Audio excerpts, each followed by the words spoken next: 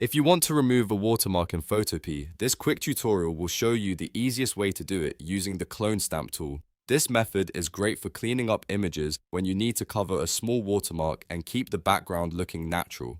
Before we begin, if this video helps you out, make sure to hit like and subscribe for more simple Photopea tutorials. Now let's jump in. First, open your image in Photopea and look at the toolbar on the left side of the screen. From there, select the clone stamp tool, which you can also activate by pressing S on your keyboard. Once the tool is selected, take a moment to zoom in on the area with the watermark. Zooming in makes it much easier to work carefully and blend the edit more naturally. Next, you need to sample a clean area of the image. To do that, hold Alt on Windows or Option on Mac, then click on a clean spot right next to the watermark. Try to choose an area that matches the texture, color, and lighting of the section you want to cover. This step is important because the clone stamp tool copies pixels from the sampled area. After you sample the clean area, release Alt or Option and begin painting over the watermark. As you brush over it, Photopea will replace the watermark with the sample texture, which helps the edit blend into the image. Move slowly and resample often if the background changes, because that will help the final result look more realistic.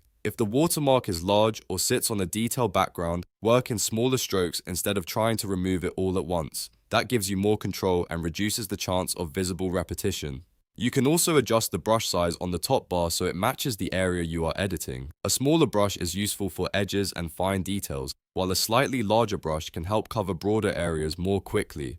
Keep sampling nearby clean sections as you move across the watermark, especially if the background includes patterns, shadows, or gradients. The goal is to preserve the original detail while removing the unwanted mark as naturally as possible.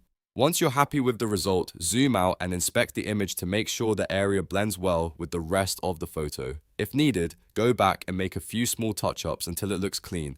And that's it. You now know how to remove a watermark in Photopea using the clone stamp tool. It's a simple technique, but once you get the hang of it, it becomes one of the most useful editing skills in Photopea. If this tutorial helped, please give it a like and subscribe for more easy step-by-step editing guides. Thanks for watching, and I'll see you in the next one.